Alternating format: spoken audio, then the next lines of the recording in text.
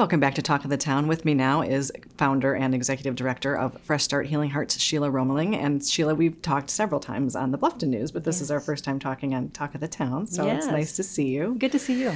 And we are talking about, as always, we're talking about human trafficking and survivors of human trafficking and how you help them.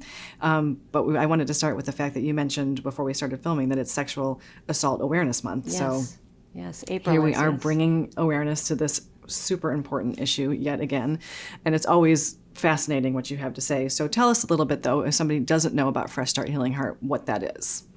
Fresh Start Healing Heart is an anti-human trafficking nonprofit organization that works in the area here to work with survivors of human trafficking in the commercial sex industry and the labor industry. We walk beside them and bringing in all the tools that they need to restore their lives and their healing process. Which obviously has got to be a rewarding experience for you, but has got to be just such a tough thing to watch them have to go through. And, you know, you've talked about this before, but again, it's not like in the movies. It's even scarier than that, really. Right. Because it starts so close to home. Yes, it's not like the movie Taken, where that's not a common scenario, where just someone out of the blue or a foreigner happens to be in another country and someone just takes them. It's not the common. It's not that don't happen, but that's not the common thing. The common scenario is we are seeing more of boyfriending in, so a Romeo pimping, or job situations where people are promised jobs by people they know, and then they're thrown into maybe labor trafficking or stripping in the commercial sex industry.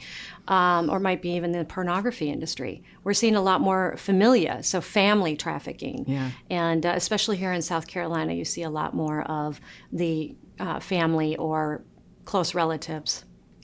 And that is just terrifying. I mean, that just gives me a pit in my stomach to think that a family member would do that to another family member. Mm-hmm. So once somebody gets out of that, how do you help them navigate, obviously getting back on track, but navigating the fact that their own family did that to them? Yeah.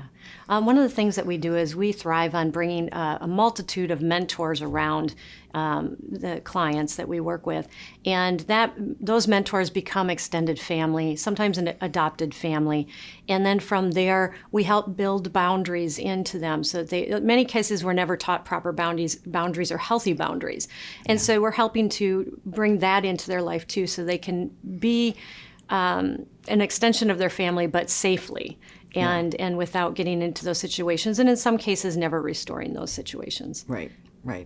And you mentioned before, as we've chatted, about social media and how important it is to be monitoring that, especially for children. Yes. Because that's kind of the entry point. Yes. It is our job as parents, as citizens, as family around neighborhoods. Yeah. It's our job to protect children.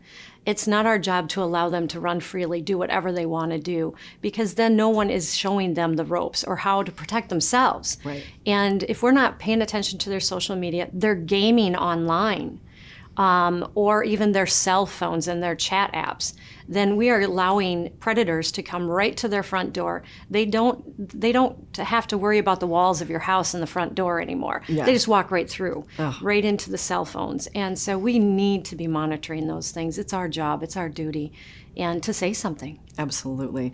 And obviously you mentioned that that's a way the community can help, to keep their eyes open and be watching for those things. But what are some other ways we as a community can help in this situation? Well, during even large events in the area, anything that may be going on that brings in a crowd, we can be watching for labor trafficking by checking to see that we see that people are happy, they're not working long hours. If you go to an event in the morning and that same person is still working at 10 o'clock at night, I'd be quite concerned on their hours. Right. And family businesses, I know, work that way, but not all businesses work that way. So we need to be careful of that.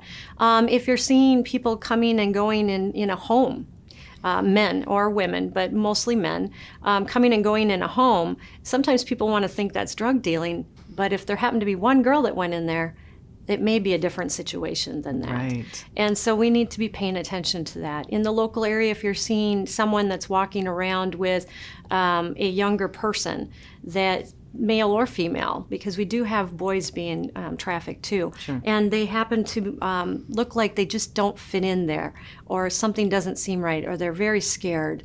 That might be something to pay attention to. Yeah, we just really need to have our eyes open Yes, to this. For yes, sure. and get to know your waiters and your servers and the people at the bank. Get to know people. Get to know your neighbors. Put the phones down. Talk to one another. Yeah. Because the more we know each other, the more we'll know if there's something wrong. Yeah. And a lot of victims don't self-identify, so it takes us to look for them. And our website does tell a lot more what to look for. Thank you so much, Sheila. It's always great information, and thank you for what you're doing in the community. And thank you for joining us, and we'll see you next time for Talk of the Town.